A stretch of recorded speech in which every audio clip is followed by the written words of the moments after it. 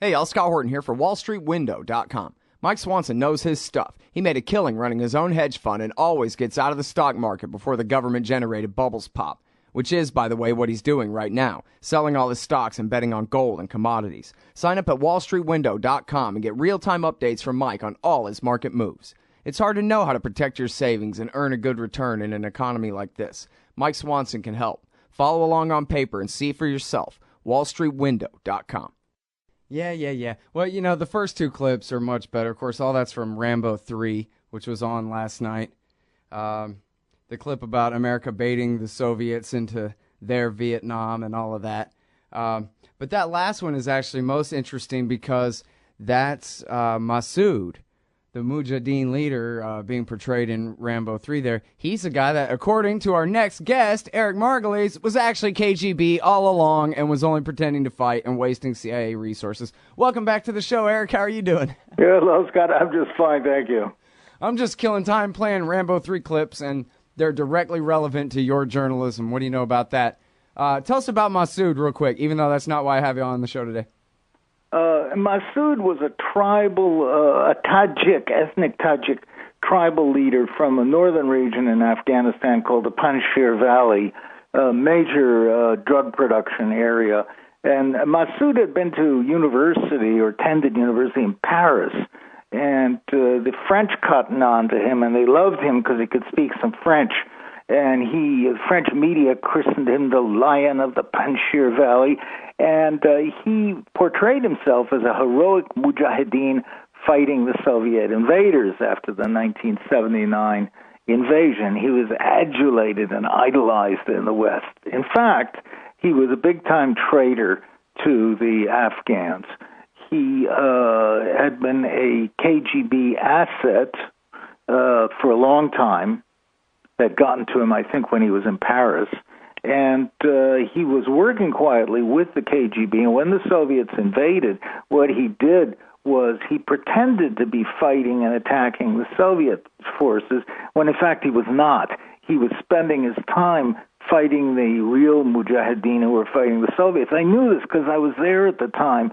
And we kept saying, well, I can't understand who's attacking us? Why are our troops being frustrated? Why can't we blow up the Salang Tunnel? Well, it was Massoud's doing. And he was positioning himself with the Soviets, trying to make himself to be the head of Afghanistan to replace the Soviet selected leader, Najibullah.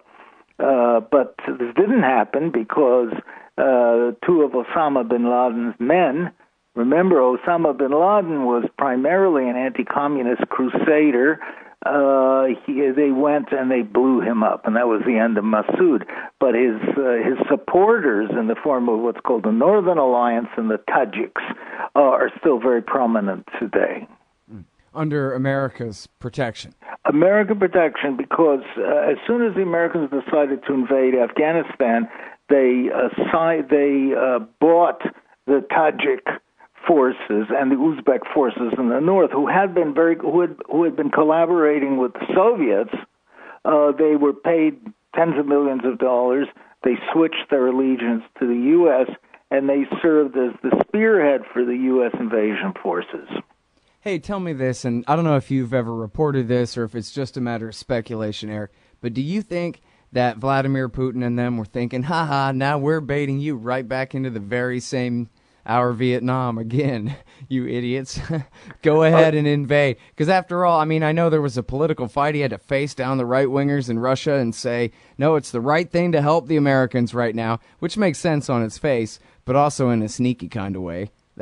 That's the best way to overextend and break an empire is to lure them into Afghanistan. Am I right?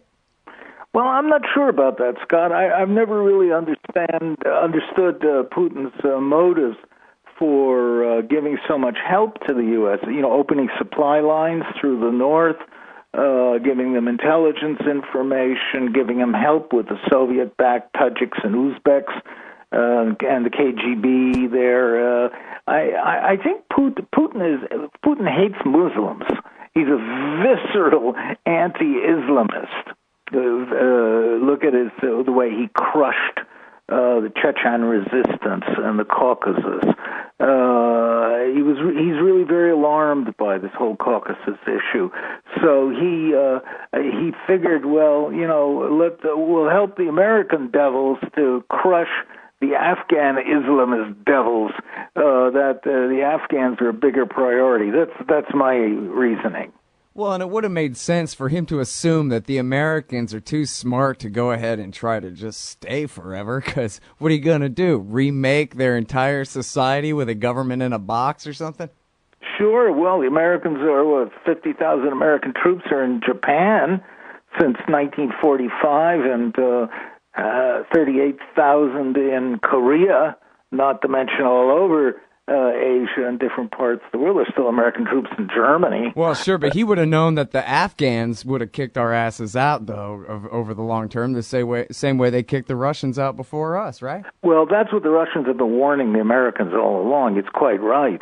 But on the other hand, tactically, I guess it suited Putin to cooperate with the states, help them with their problem in Afghanistan, just the way he helped the U.S. out of the Syrian mess when Obama and his warrior female advisors boxed themselves into a corner there. Yeah.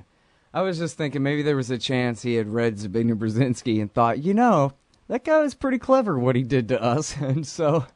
Well, I interviewed Brzezinski on that very subject. Brzezinski claimed in 1979 that he had staged a uprising in Afghanistan purposely to lure the Soviets in. I don't believe him. I think that he's taking far too much credit, and it's sort of adjusting history after the facts. And Brzezinski is a brilliant man. I have great respect for him, but he's got one blind spot, and that's Russia. Mm-hmm. So, being Polish, he just doesn't see clearly when it comes to Russia, but I think he's over-exaggerated his role. Yeah, well, he certainly celebrated, though, probably, right? I mean, they say there's the memo where he said, now we'll give them their own Vietnam and all of that. No, you think that whole thing's a myth? I think it's wildly over-exaggerated. Yeah, I could see that. And what a brilliant move. But he's left defending the creation of or at least, having a lot to do with spurring on this entire Mujahideen movement across the Middle East. And so then he has to make excuses for September 11th. Well, we did bring down the Soviet Union and all of that, so... That's true. Well, it wasn't just the Americans. It wasn't just Brzezinski. I remember in 1981 or 82, I was invited to Beijing, China, when it was still very much red China, and I was asked to be invited by the Chinese Institute of Strategic Studies, which was a think tank portion of Chinese military intelligence, and what they wanted to talk to me about was whether they should support the Mujahideen and open up supply lines to them of weapons. And what'd you say? I said yes, by all means. I said don't waste any time. Get with it. And right. Hey, I'm sorry, we got to take this stupid break here because that's just how it goes. But this interview is going to go overtime today because we got so much to talk about Iraq. But I'm glad I asked about my Rambo 3 clips I was killing time with there, because this has been interesting. Okay, Scott. Hang on 1 minute, everybody. Eric Margolis on the line. Hey, Scott Horton here to tell you about this great new book by Michael Swanson, The War State. In The War State, Swanson examines how Presidents Truman, Eisenhower, and Kennedy both expanded and fought to limit the rise of the new national security state after World War II. If this nation is ever to live up to its creed of liberty and prosperity for everyone, we are going to have to abolish the empire.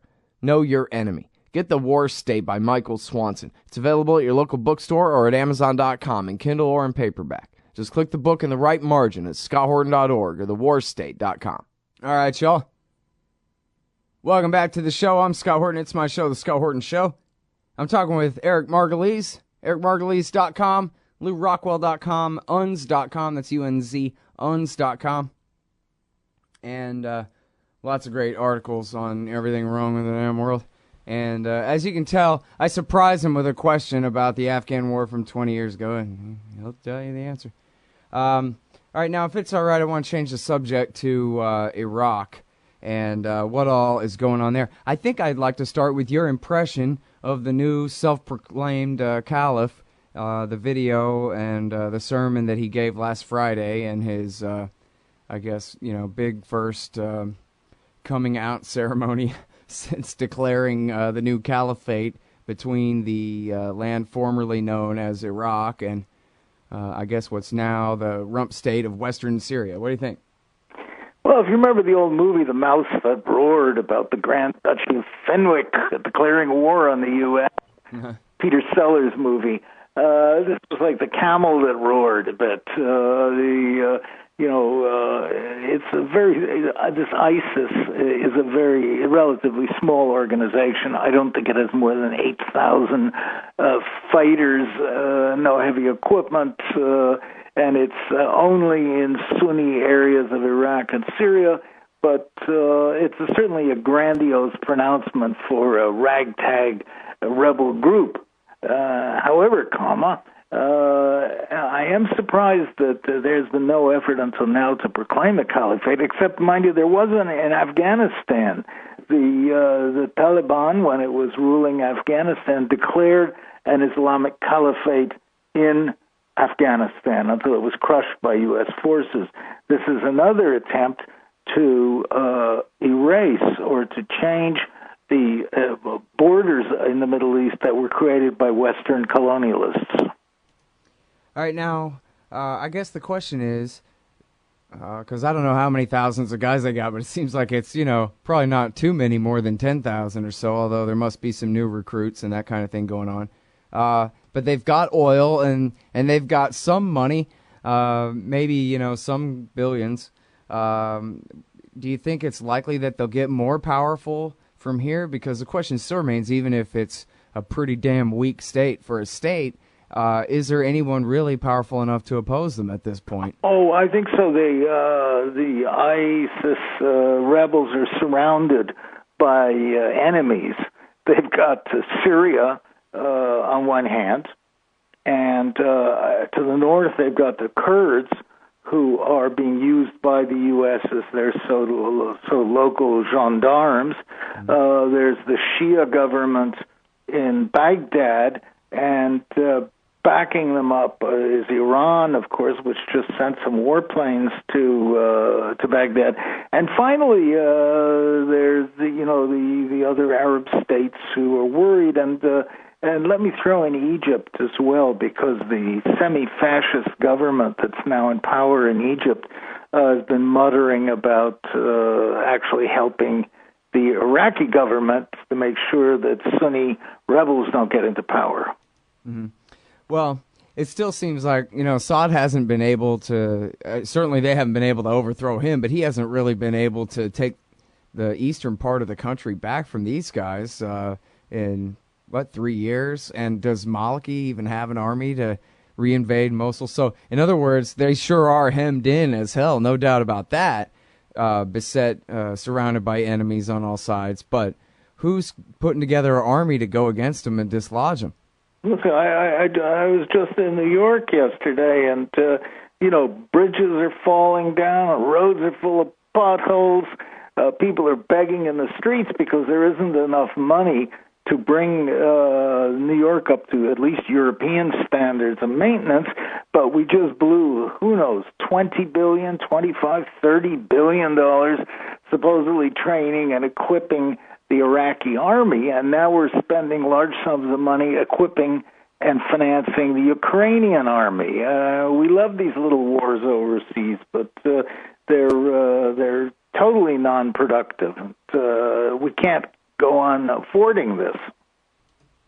All right, now, so I wonder what would happen if, because I don't know, Eric, what the hell is going on anyway? They said, I know you were in New York, not D.C., but they've sent armed drones, they've sent helicopters. I don't mean to sound like Shepard Smith before the Iraq War crying that it hadn't started yet. It's not that. It's just that I am a little dumbfounded that it hasn't started yet. I would love to stop it any way I could, because I'm foreseeing the bad consequences. That's actually the question I was trying to get to. They say that they're sending helicopters and drones, but it seems to me like whatever bad happens to ISIS, we want it to be any of those other powers you just named fault, not ours.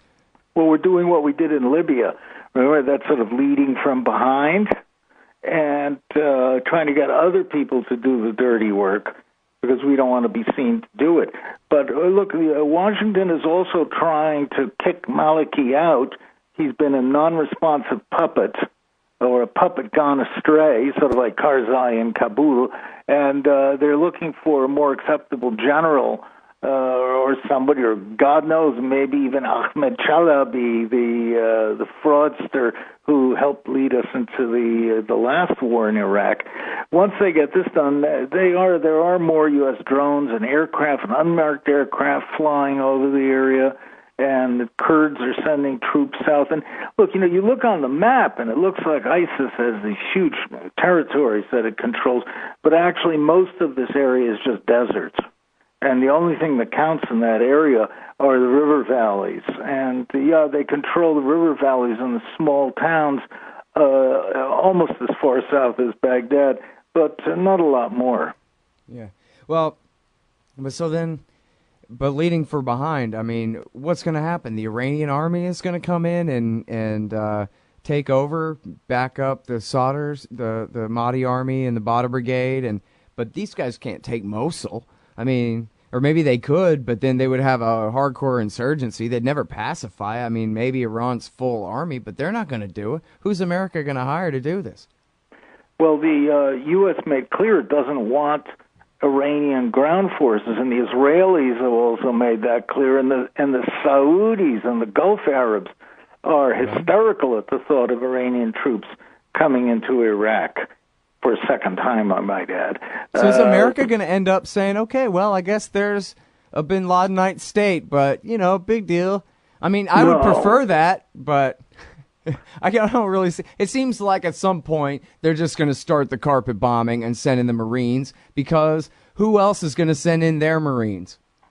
Well, Washington may be able to cobble together enough mercenaries. Don't worry, we have about 5,000 mercenary troops in Iraq now. What they did, these are non-uniformed, semi-uniformed fighters and technicians who run the air bases that are still there. They'll send some more special forces in. They can get enough troops. So the Turks, potentially, who could provide some troops, special forces troops, and, of course, the Kurds, as I've been saying. So these are a bunch of guys in pickup trucks. Right. This is not a major fighting force. All right. Let me keep you one more segment, please. Okay. Okay, great. Thanks. More with Eric Margolis on Iraq right after this. Oh, John Kerry's Mideast peace talks have gone nowhere. Hey, Scott Horton here for the Council for the National Interest at councilforthenationalinterest.org. U.S. military and financial support for Israel's permanent occupations of the West Bank and Gaza Strip is immoral, and it threatens national security by helping generate terrorist attacks against our country. And face it, it's bad for Israel, too. Without our unlimited support, they would have much more incentive to reach a lasting peace with their neighbors. It's past time for us to make our government stop making matters worse. Help support CNI at councilforthenationalinterest.org. All right, you guys, welcome back to the thing here. I'm Scott Horton.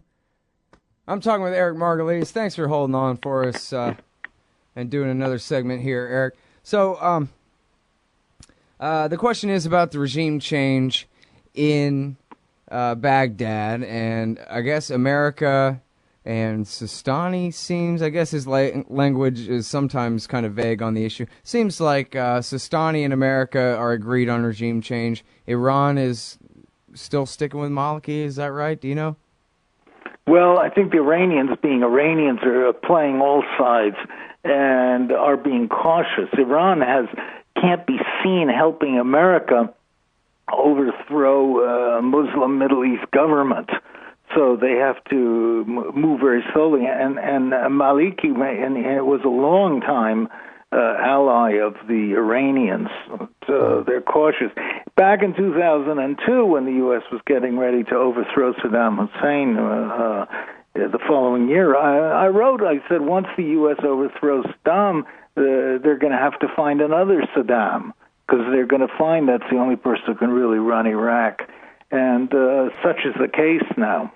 Well, it seems like the policy is we got to find, you mentioned Chalabi, we'll find Chalabi or Alawi or somebody who can, I guess, divert enough. I even saw a warmonger in the Washington Post, I thought, make a pretty good argument, not for intervention, but just that. And then what? They're going to bribe all the Sunni population, and go about the policy, all the benchmark reconciliation policy from 2007 that never was accomplished back then. And now, after all this, they're going to hold Iraq together by bribing all the Sunni tribal chiefs to do another awakening movement, turn on the ISIS guys and marginalize them, and then hold Iraq together and all will be great. That sounds stupid. That sounds so impossible that it couldn't possibly be what's going to happen here. Which is probably exactly what's going to happen, because the U.S. is bankrupt on policy. It doesn't know what else to do.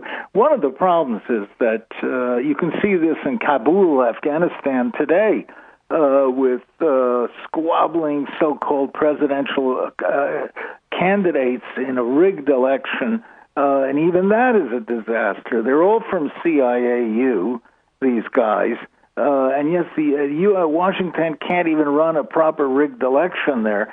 Same thing will happen in Baghdad. They're going to have to find some guy probably out of CIAU. You mentioned Chalabi or some of these other characters, Alawi, but Washington will never go and look for an authentic leader who has some kind of legitimate roots. Just these guys in business suits who speak perfect English and have manicured fingernails. Not what the area needs.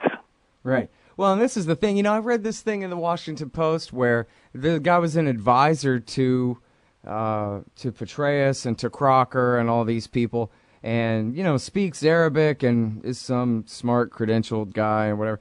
And he's talking about learning things in 2010 that I was learning from the likes of you and Robert Dreyfus and Patrick Coburn and others as far back as like 2004, about how, you know, among the Shiites, the only leader with any real power and credibility in Iraq who wants to hold the country together, who's willing to really share power with the Sunnis and make friends and rally around nationalism as a way to prevent civil war, was Sadr. But he was some scumbag with grease under his fingernails to the Americans, and they instead sided with the Supreme Council for Islamic Revolution and the Dawa Party, who've been living in hotels in Iran all along, right? Who are these manicured fingernail guys that you're talking about. But how the major difference then between Sadr and them was they meant all along, and Sadr denounced them all along, the whole war long, Eric, that their policy was to just get America to give them Baghdad and kick all the Sunnis out of Baghdad, and then take all the land from Baghdad to Basra and screw the rest of the country. They were just going to strong federalism, they called it. But what it meant, it was like Biden's three-state plan. That was what Iran wanted, and that was what America accomplished for them. And up in the north, the Kurds have set up their own independent states. Is it really true, though, that the guys that are advising Petraeus are really only learning these things? Bob Dreyfus was telling me 6 years later, when they're the ones running the damn war. You mentioned Crocker, who was Ambassador Crocker. He was a senior spokesman for the administration. He was an idiot, and he knew nothing. But he was sent as a supreme cheerleader to tell the American media how well things were going and things were in democracy and education and all this baloney like that. These are people who have no training, no background, no sense of history, and no knowledge of anything ethnic in the country's background. Yeah, and then didn't want to learn. I mean, hell, I didn't have it all worked out either. I knew that Bush had, lured, did a Bay of Pigs thing with the Shia in 91 and urged them and the Kurds to rise up, and then had left them stranded. But I didn't have it all wired. But hey, once America, broke it and bought it and occupied it and owned it, it seemed worth figuring out, who runs the Bada Brigade and what their objectives are. Why not? I don't know. Seemed interesting. Scott, I've been in Washington plenty of times with senior officials, with congressmen, and I've tried to explain these things about Afghanistan and about Iraq, and they don't have the mental time to try and understand. They don't want to know about it. They're still struggling to figure out what happened to Bosnia and Herzegovina. What the hell happened to Herzegovina?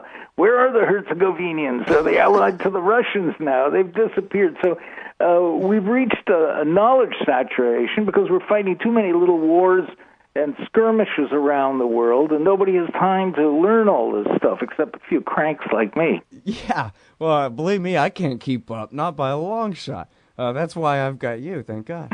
But, okay, so now the Peshmerga, they've bitten off a lot in saying we're keeping Kirkuk forever, that's it.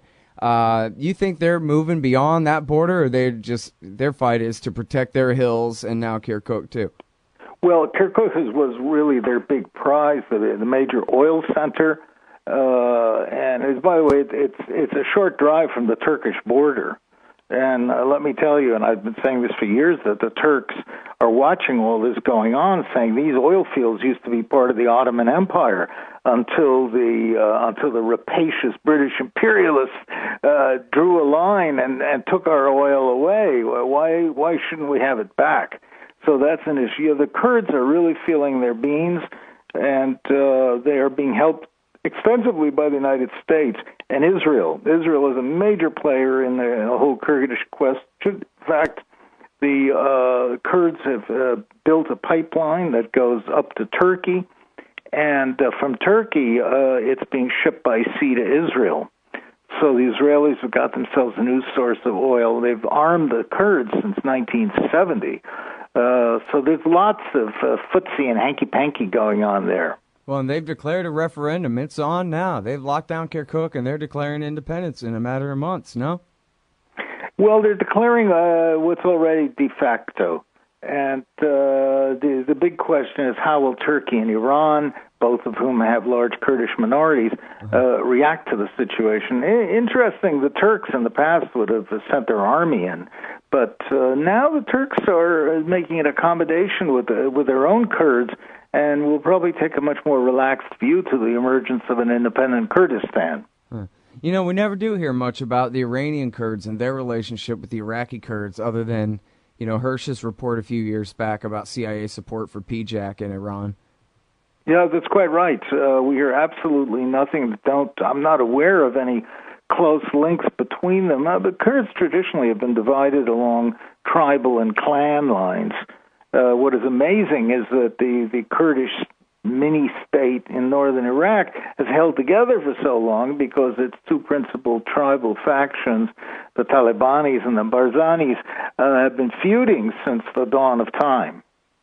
All right. And with that, I got to let you go. Here, man, I just remembered, too, I wanted to ask you about the Houthi rebellion in northern Yemen, but that'll have to wait for another day. Thank you so much for your time. Next time, Scott, I'm following it, though. I sure appreciate your time again, Eric. Cheers, Scott. Eric Margolis, everybody. Spell it like Margolis. EricMargolis.com. We'll be right back. Hey, all Scott here. If you're like me, you need coffee. Lots of it. And you probably prefer it tastes good, too. Well, let me tell you about Darren's Coffee Company at Darren'sCoffee.com. Darren Marion is a natural entrepreneur who decided to leave his corporate job and strike out on his own, making great coffee. And Darren's Coffee is now delivering right to your door. Darren gets his beans direct from farmers around the world. All specialty, premium grade with no filler. Hey, the man just wants everyone to have a chance to taste this great coffee. Darren's Coffee. Order now at Darren'sCoffee.com. Use promo code Scott and save $2. Darren'sCoffee.com. Hey, all Scott here. If you've got a band, a business, a cause, or campaign, and you need stickers to help promote, check out thebumpersticker.com at thebumpersticker.com. They digitally print with solvent ink, so you get the photo quality results of digital with the strength and durability of old-style screen printing. I'm sure glad I sold thebumpersticker.com to Rick back when. He's made a hell of a great company out of it, and there are thousands of satisfied customers who agree with me, too. Let thebumpersticker.com help you get the word out. That's thebumpersticker.com at thebumpersticker.com. So you're a libertarian, and you don't believe the propaganda about government awesomeness you were subjected to in 4th grade. You want real history and economics. Well, learn in your car from professors you can trust with Tom Woods' Liberty Classroom. And if you join through the Liberty Classroom link at scotthorton.org, we'll make a donation to support The Scott Horton Show.